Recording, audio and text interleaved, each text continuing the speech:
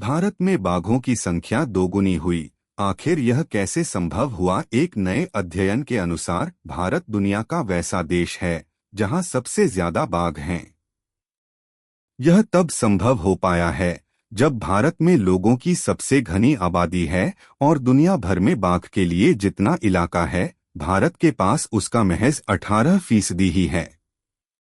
दिलचस्प है कि महज एक दशक में बाघों की संख्या दोगुनी होकर 3600 से अधिक हो गई है। यह संख्या दुनिया भर के बाघों की 3/4 है। ये बाघ 1,38,200 वर्ग किलोमीटर के क्षेत्र में पाए जाते हैं और इसके आसपास 6 करोड़ लोग रहते हैं।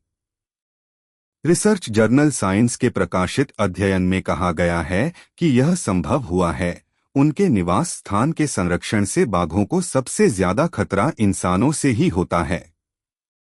इंसान और जंगली जानवरों के बीच संघर्ष कम हुए हैं और स्थानीय समुदायों की स्थिति में सुधार हुआ है।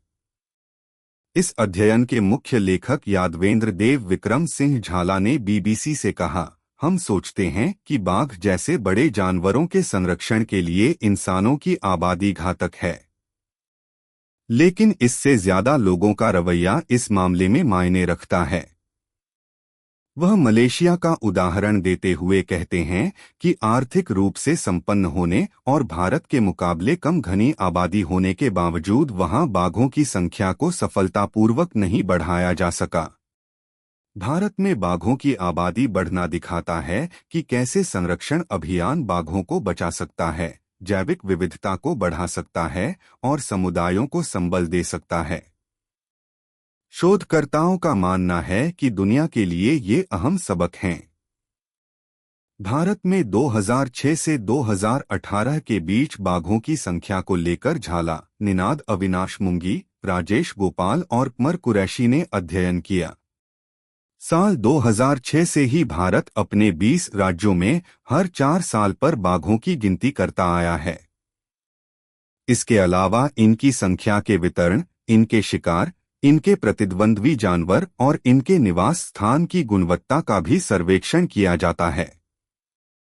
इस दरमियान भारत के बाघों के निवास स्थान की वृद्धि दर 30% पाई गई, जो कि सालाना 2,929 वर्ग किलोमीटर है।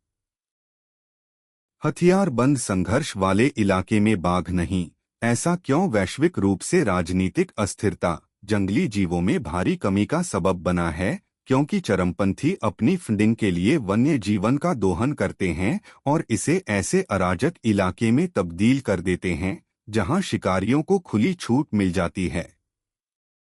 उदाहरण के लिए भारत में हथियारबंद संघर्षों के कारण मानस नेशनल पार्क ने गैंडों को खो दिया।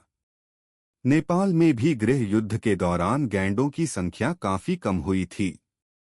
शोधकर्ताओं ने पाया कि भारत के माओवादी संघर्ष से प्रभावित इलाकों में बाघ विलुप्त हो गए, खासकर छत्तीसगढ़ और झारखंड के टाइगर रिजर्व में। भारत में बाघ मुक्त इलाका 1,57,000 वर्ग किलोमीटर है, जो छत्तीसगढ़, ओडिशा और झारखंड में आता है।